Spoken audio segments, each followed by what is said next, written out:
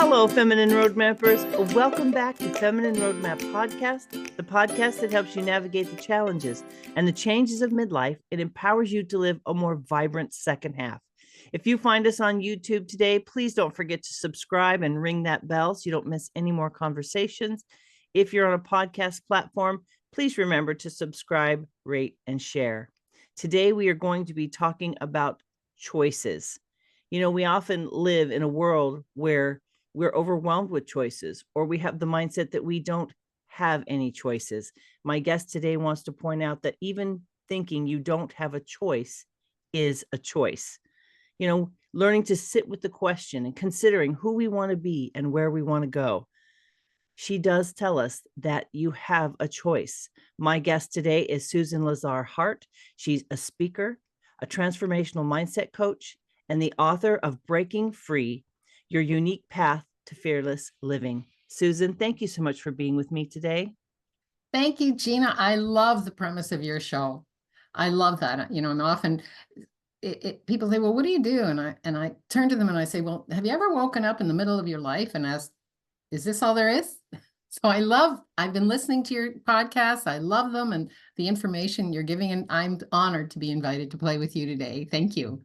Thank you so much. There's so much to talk about. You know, there's so many fundamental aspects to who we are. And I think it would be interesting to find out, what is it that led you to this specific mission and message, that congruence in living, the choice, the ability to, you know, move your life in a direction that you want it to go? Oh, great question. Here's the deal. We have many places to go in this lifetime. We have many choices. You know, when I think of myself, and I appreciate the question you just asked, I think of myself as a very young kid getting on her bike, driving around the block saying, there's got to be more to my life than this, that I don't get it. And then coming in, maybe turning the TV on, turning it off, getting back on my bike again and doing the same thing until you finally, and we all do, we find that place where we say, now this is where I fit in. And for me, it was in the arts. I was a painter, a printmaker. I was just developing my own sense of skill. And as a painter and printmaker and artist, if you will, people left me alone. And I got to have my own world, my own reality, until I developed heavy metal poisoning, inhaling all these toxins. And I thought, well, wait a minute, I created my life. It's working now. If this isn't my life, what else is possible? And I learned the true meaning that choice creates. We have a choice.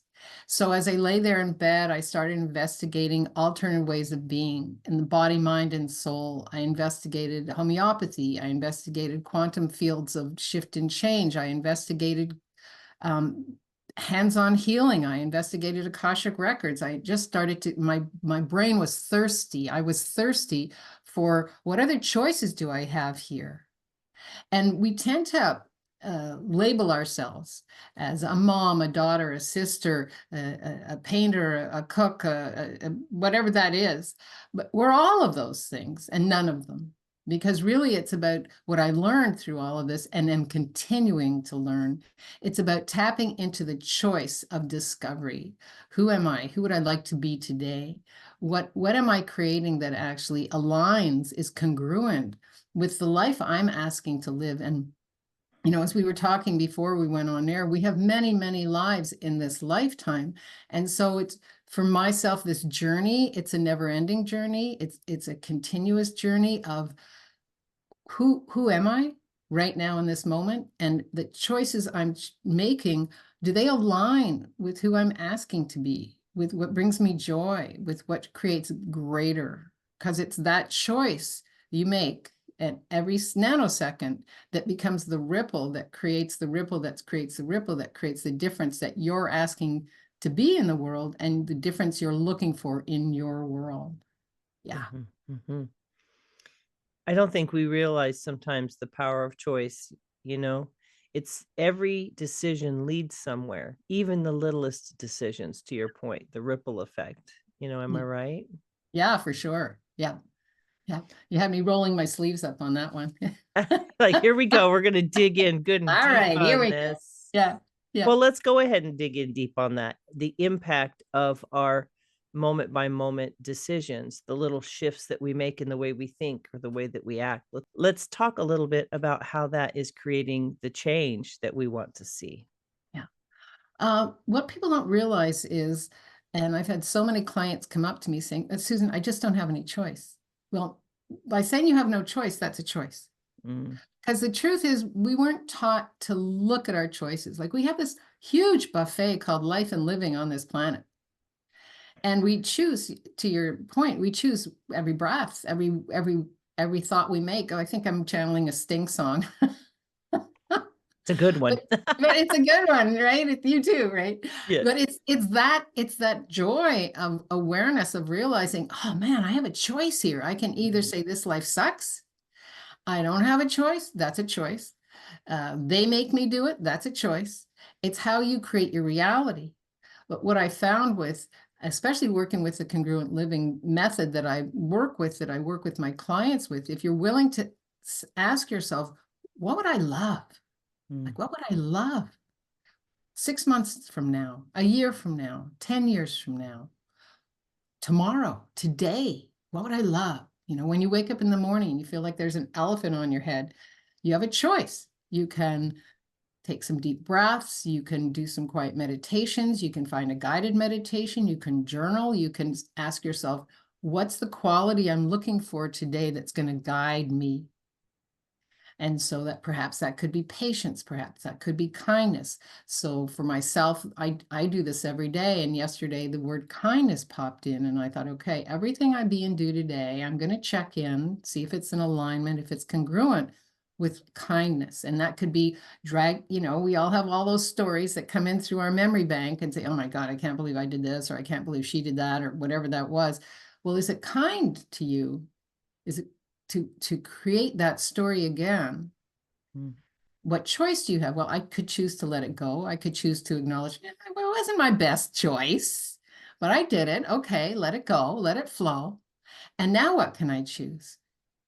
And because choice is, like, it's not a thing. And I actually play with the difference between decision and choice. Because choice for me has breath to it. It's ongoing. We often say, well, that's what, oh, wow. How many of us were punished by somebody saying, well, you chose that. You decided that. You're stuck with it. No, no, it's a choice. Yes, I chose that and I'm choosing again. Choice is. Yeah. I hope that gives you more information. Yeah. I was thinking about the way each choice and decision leads somewhere. Yeah. And the decision has consequences, right? It doesn't necessarily mean negative consequences. Choice. Everything leads to something. And you could see that outcome as a consequence. Like, I might choose to not go somewhere that I really want to go and wish I had gone. It's just a consequence of making that choice. And I feel like it's like a smorgasbord, right? I could take a past thought like you were talking about, and I was thinking about how one of the choices could be, if it really keeps coming back and bothering me, I can reframe it. Mm-hmm. I can remove the sting. I can remove the, like, what was the gift in it? Yeah. Because I feel like we can choose to frame things differently. Yeah. We have that ability to recognize that how we couch things comes from a whole set of things that we believe. Yeah. So when I think about choices, honest to goodness, Susan, choices are something that I have spent a lot of time thinking about. And that's why I was interested to have this conversation with you, because I was curious what your perspective on it is. Like, what's your take on it? What is it that, when you think about choices, you talked about congruence before we hit record as well. So let's talk a little bit about that congruence and choices together, and that path kind of that you're trying to help people get to. Well, choice creates. We can choose to what brings us joy, to what would create greater, to what aligns energetically, remembering that every choice has an energy to it, the same way that every word, every breath has an energy to it. We live in a world of energetics. So are you choosing to play with the energies that creates a more congruent life? Now, when I talk about congruent, there's no such thing as having something, I have my life together over here, but over here, I don't know. If you don't over here, you don't over here either. Because there's a thread that runs through it, right? Like Leonard Cohen says, there's a light through the crack where the light comes through. And it's that light, that flow, that energetic flow that aligns with who you be and what you're asking to create. And so, if you're not in congruence, if you're not in harmony with who you be, everything starts from inside. And it's a choice you're choosing today, whatever it is for your life, your living, your business. Is it in alignment with the energy of what you're asking to create in the world? Now, I know for myself, I'm going through a huge shift right now in being in the question of my business, my life, my living, and what I'm doing is I'm choosing to allow it to show me what's being required, to allow my life, my business, my relationships just to kind of settle out. Now, that's a choice. We're taught in this reality to choose, just choose. Well, you can also learn to choose to be still, to let things come to the front, to give you the information that you're asking for. That's a congruent life where you're not in resistance, you're not in reaction. And that's kind of how I play with my clients. That's actually the reasoning, or the raison d'etre, if you will, of why I created the book Breaking Free, Your Unique Path to Fearless Living. Because we're not introduced at a very young age that we have choice.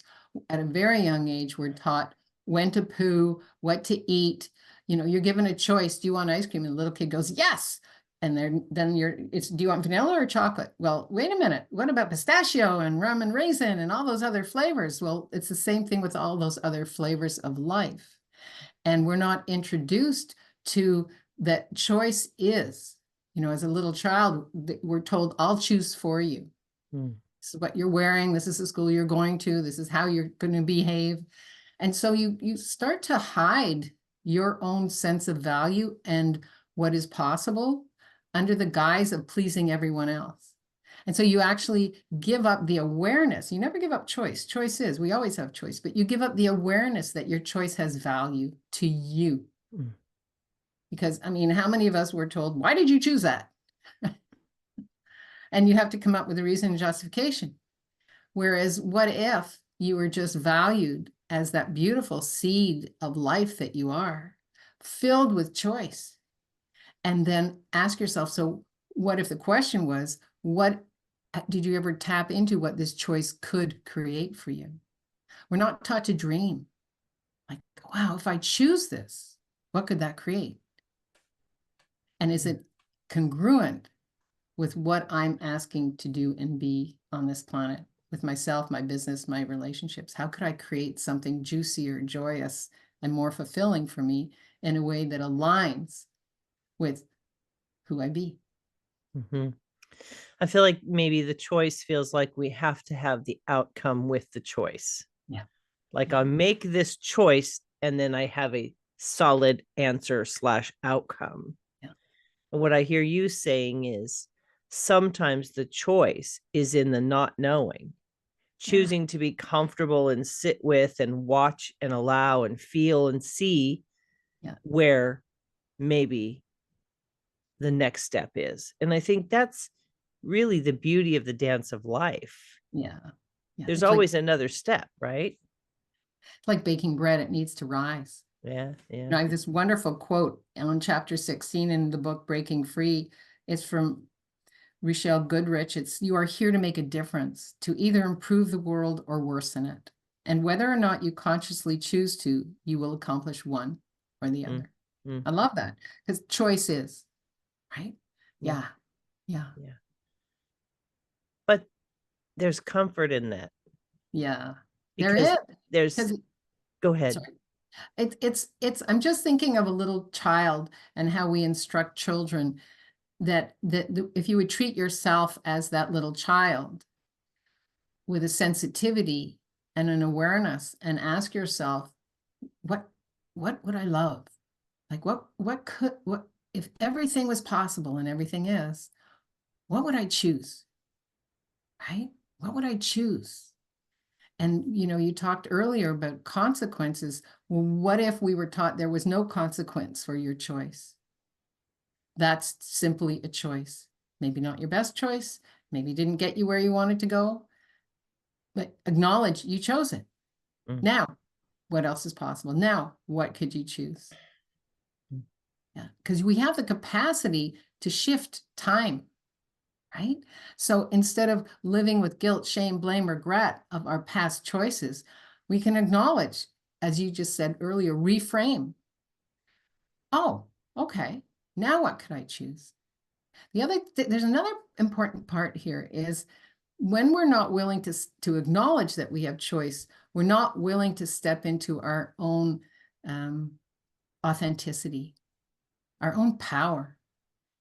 I mean, the choices we make every day totally reframe what's possible.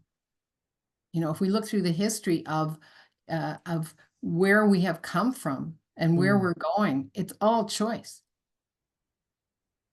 And that's why if you wake up in the morning and you again encourage every mind, whether it's young or old, what would I love to choose today? And choose it and say, okay, how can I create my day so it supports my choice in taking space to just let things cook up, in going forward, in asking the universe to contribute, in asking for a life you would love. It's a choice. It's your birthright. Choice is. Yeah. I feel like there's this ability to change your choices that people sometimes forget they have. Yeah. Right? It feels so final to make this choice. Some choices have a finality to them, but not always. Sometimes you can change your mind or you can change your direction. You can make micro decisions too, right? They don't all have to be these giant choices. And I think we are always making them. I just don't know that we're aware sometimes. We're taught, it's so bizarre. I love that you picked that up. We're taught to be afraid of choice. Mm. We're taught if don't broke, don't fix it. Why? Don't rock the boat. Think of all of those phrases we were brought up with, rather than, I wonder what you could create today. And so we're taught that choice is punitive. Mm. You chose you chose that bed, you lie in it. Rather than, well, that was an interesting choice. What else do you think you could choose? Or how could you have chosen differently? Or this is all in front of you. What would you like to choose now? So that choice steps out of that realm of being punished for choosing. People also have, quote unquote, a fear of the unknown. Mm-hmm. They're taught to be afraid of what they can't prove. Now, that's a very interesting way for this reality to control you. When you think of all the brilliance, like I think I was reading, something as silly as Colonel Sanders, he developed that at like 87 or 78, that recipe. And he was living in a broken down old home and a broken down old car. And he said, what do I do that I love? I love making chicken. And he went around to all these restaurants saying, I'll sell you my recipe. And no one was interested until the 101st time. And so he kept choosing. Mm-hmm.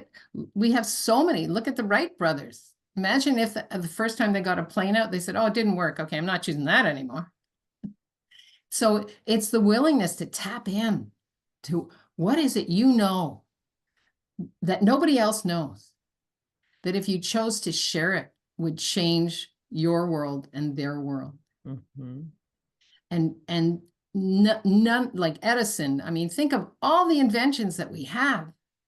It was through choice in believing in what else is possible here. Mm-hmm. So, don't buy that you have to know what you're doing before you do it.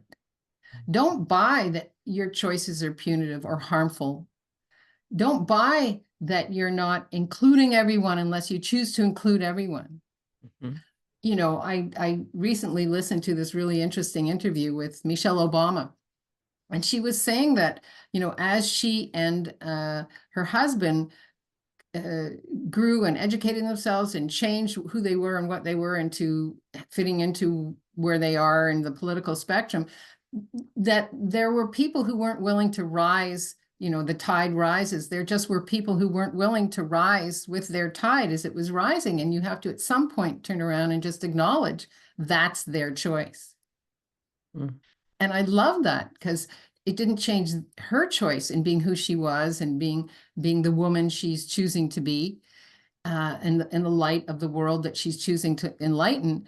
And that just that recognition of you're not responsible for choosing for other people. You know, Mhm. there's so many times where I hear somebody say, how can I make them listen to me? How can I make them be nicer to me? How can I make them? You can't. I mean, really, the only thing you can make is what you make in your pants. Right? It's you can't make anybody anything. Feel that. That's this reality talking. What I'm encouraging people to do is start choosing for you and see that shift and change. And the people that aren't willing to play with you, the people that aren't willing to live in congruency as you choose to live in congruency, they'll just fade away. They just won't rise as the tide is rising. And that's okay. Your responsibility for you is to acknowledge that you do have choice and shine that light and show people this is what it looks like to live with choice. Yeah, Well, and you're honoring their choice to not absolutely. Yeah, come along. yeah, yeah, definitely. That's true with change in general. Yeah, When we change, there's always a shift in our environment and the yeah, people that we spend time with, you know? yep, And so I think that's part of the dance. I have my choice, you have yours. yeah, And without judgment, just saying, okay, I see and understand that that's the choice you're making. Even if we feel someone's choice may not be the best, like maybe there's a better choice for them, but just saying, you know what? That's not my choice to make, is it? no. And you know, nobody knows what goes on behind somebody else's closed door. Mm-hmm. Mm-hmm. So the biggest thing that women who come to me to work with me are asking is their responsibility for other people's choices. And once they start to understand that you can't make anybody anything. What you can do is create your life so that you become that bright light. So your children say, oh, that's possible.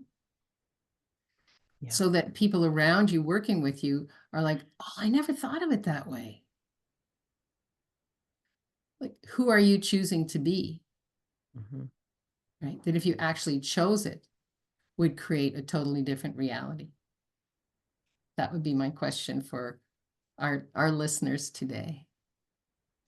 And to not be afraid, you know? In other words, we never know what each choice is going to ultimately lead to. And hindsight is definitely 2020. But, you know, I think the curiosity is an important element in this, right? Just being open to Yeah. moving with that decision, whatever the results are. And it doesn't all have to be decided today either. I think that pressure, like I said, to have a decision be complete, if you will. And the older I get, the more I realize that that's just not how things work. No. Nothing's tied up in a neat little bow, is it? No. Well, I love that. And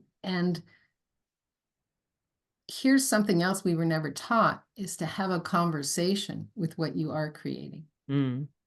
So we're taught like, gotta choose.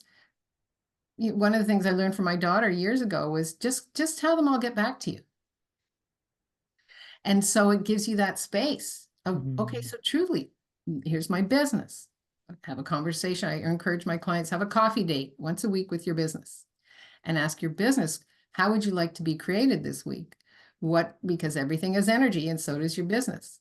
And so same thing with your relationship. How can I create more or less in my relationship? What is it that you feel you're lacking that if you actually chose it would give you more of you? Mm. And so it's, again, we keep coming back to this circle. It's the cycle of life. Choice creates, choice creates, choice creates. And there's a really important part here is to choose from an open heart, right? Choose from an open heart and ask a question from there. Mm-hmm. And when you do, there's a sense of peace. There's a sense of there is no reciprocity. There's a sense of that choosing from your heart actually is the nurturance that your seed of creativity requires. Yeah. Ironically, I think that making the choice relieves the pressure that we feel leading up to the choice. Yes, for sure. Absolutely. Absolutely. Yeah. Yeah. Yeah. You know what? That's so true. I love that because that's a little game I play with myself. And I'll say, okay, so I stopped drinking alcohol last April. And there's been times, in 2024, as we're moving into this year, where I'm like, it's cold. I'd love a glass of red wine. And so I say to myself, okay, choose it, indulge it, indulge it. Now, how are you going to feel about that tomorrow? I'm like, not so good. Okay. And it's just a personal choice of mine where I started to realize I was choosing something that actually wasn't creating greater.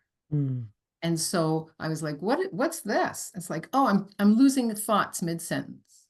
I'm like, okay, well, you're smarter than that. What do you think is creating this? Oh, what would you like to choose to let go of? What would you like to choose to heal? And I'm like, I could choose to let go of alcohol. Cool. So it's one day at a time. Yeah. One choice at a time. And I'm so honoring of my word to myself, which is a choice. Yeah. So that willingness to indulge a different choice, you don't have to do it, but just indulge it. Okay, I have to make this decision now. I've made this decision now. I'm indulging that. I picked up the phone or whatever it is. Now, how does that feel? It feels great. I choose to tap into how it feels, or it doesn't feel so good. Okay, so choose something else and be present, be present, be present, because it's all energy. It's the energetics of choice. And so I love that. I'll often say, okay, so what if you didn't finish this writing or whatever that is? How would that feel? Oh, not so good. Okay, so let's choose to do it. Yeah. Yeah. It's like looking at a three-dimensional object. You're taking the time to shift your perspective, look at it from a different angle, just really kind of play out, if you will, where a choice might lead. Yeah. And yep. And also, how would that feel? Right? We got to tap into the choice and the feelings and put those together. Again, something you weren't taught at a very young age. You were not taught to express your feelings of how something felt. And so it's a regaining of that infinite voice that lies within, where you tap into, wow, so what would this feel like if I chose that? So then you have something to shoot for with your choice. Like, I'm going for that. I'm going for that good feeling. Right? Or, it wouldn't feel so good. Okay, then don't choose it. Yeah. It's like trying on clothes. Yes. You're mentally trying on the choice to see how it fits, if you will. Absolutely. And that is about being congruent in everything you be and do. Right? It's about, does this bring me harmony? Like if I choose this, how will that affect everything else that I'm playing with? Because again, we don't live in isolation of different things. We're the only species on the planet that believes one thing has nothing to do with the other. I mean, you look at the animal kingdom, they understand with the seasons what's required. They understand the follow through to run faster to get out of the way of the lion coming to jump for them. It's like choice, choice, choice, right? The lion has no point of view. The lion's hungry. The lion's choosing. And we're the only species on the planet that believes that, well, if I choose this in my relationship, it has nothing to do with the way I'm going to be in my business, or it doesn't have anything to do with my finances, or it doesn't have anything to do with my body. It all works together. We know now with what this modern science is telling us, we know now with all this research going beyond this reality as we ascend to different realities, we know now that everything is interrelated. Everything, every organ, every choice you make goes through all of your organs, all of your cells. And it's about being congruent in alignment with peace and ease in what you're choosing. And how do you get there? You got to do the work. Yeah. Yeah. I think sometimes we do have to make difficult choices that might not feel so nurturing, but we can intuitively understand. For example, a lot of people will say, I want my life to be easy. And I say, okay, let's talk about easy. Yeah. All right, let's have a discussion about easy. Well, there's ease in two, there's more than two, but let's talk about the two kind of big ease opportunities. You have the right now ease. In this moment, I'm going to do the easy thing. We'll call that XYZ. Then you have an ABC, which is the harder thing to choose, but ultimately the outcome is an easier life. In other words, if I live in my flesh and I only do what feels good for me, and I don't think about the consequences on the other areas of my life, to your point, I might have ease in this moment, but those unexplored thoughts and decisions can lead to more complication because we didn't look down the line and go, okay, is this an ABC or an XYZ choice? For example, if I could give it in the most relatable way, let's say in a marriage, the wife says, hey, can you take care of the dripping faucet? Yeah, I'll do it. Yeah, I'll do it. Yeah, I'll do it. The choice is right now, I don't want to. I want to play video games, or I want to whatever. I don't know what everybody's husbands choose to do. Well, the leak gets worse. Maybe it causes another problem, right? So the man chose something easy in the moment, which is, I want to be happy and comfortable right now doing the thing I want to do. So I chose ease. When it ultimately, you made things harder because if you'd have fixed the little drip, you wouldn't have had to. Do you understand what I'm saying? Like, yeah, I do understand. I would change it a little bit. I would say if I asked somebody to fix it and they didn't, I would choose to go out and get somebody else to come in and fix it. Right. But the conversation I'm having is easiness.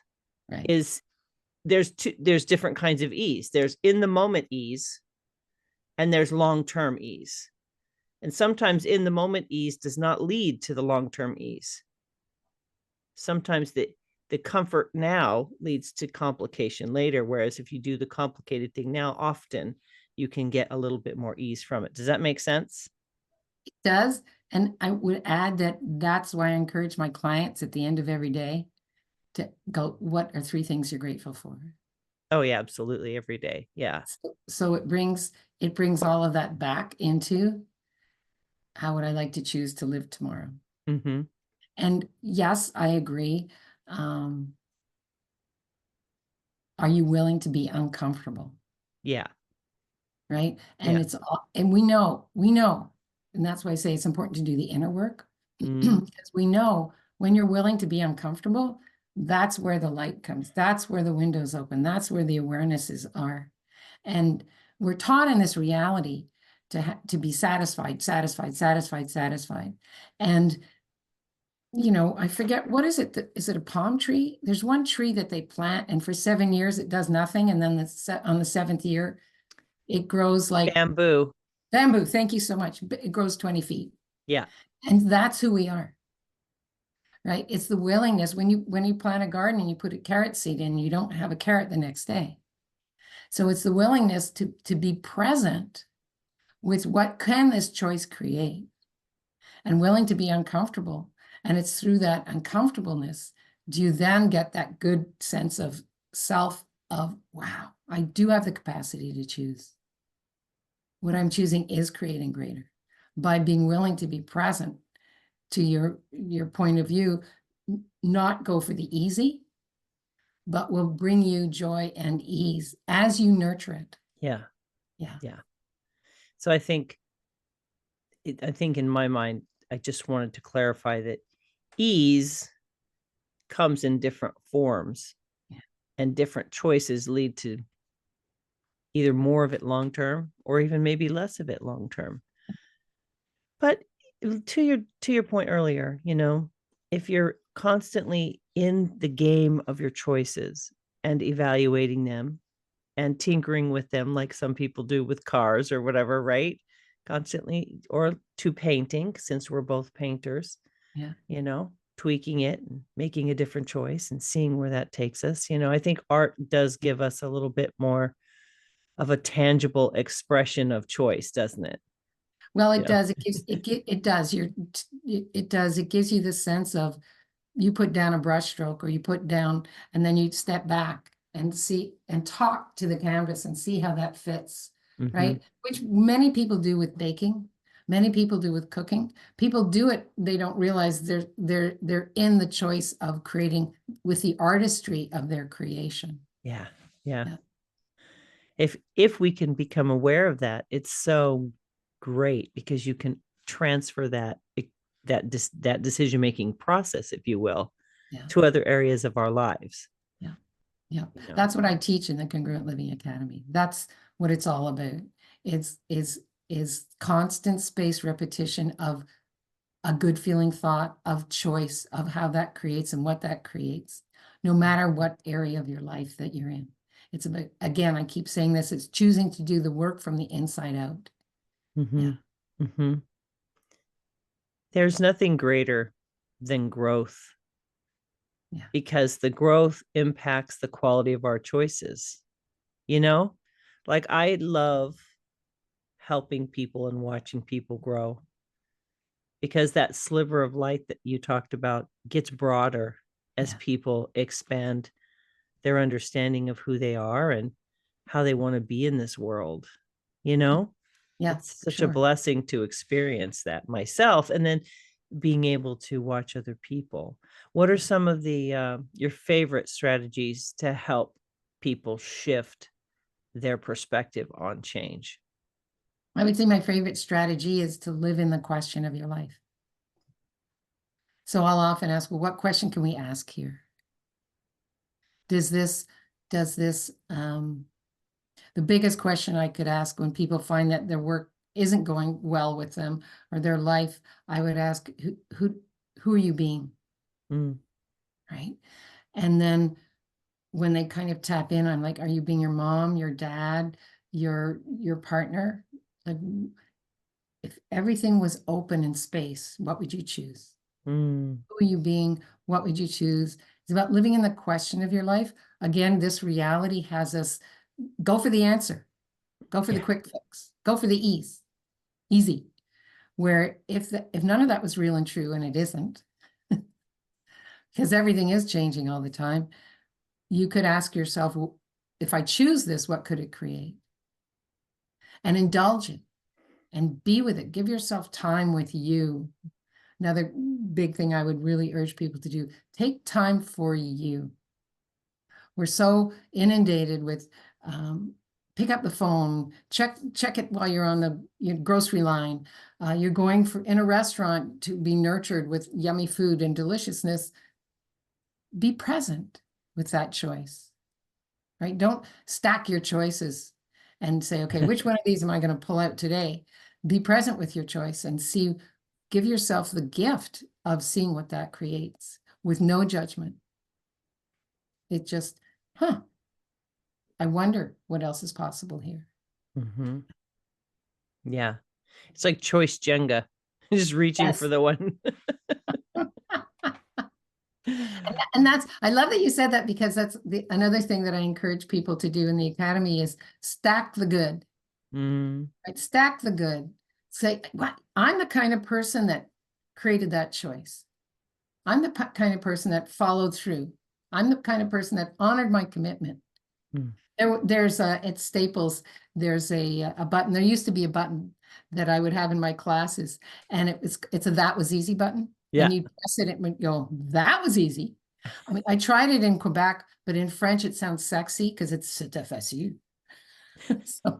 So pretty. You could pretty much say anything in French. And right. yeah. So, but that's it. It's like, reward yourself with a choice of, yes, I am the kind of person that stacks the choice. I can look at these choices and say, good for me. Right. That wasn't comfortable. That wasn't easy. Good for me. Right. Yeah. Yeah. So if you had to give 3 anchor points, 3 things that you would love people to take away from this conversation, whether you've mentioned it yet or not, what are 3 things that you want to gift to my listeners today? I would say,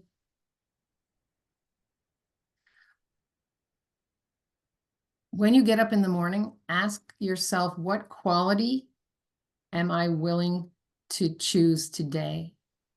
Like, some people have a word of the year, whatever that is. What quality am I willing to choose today?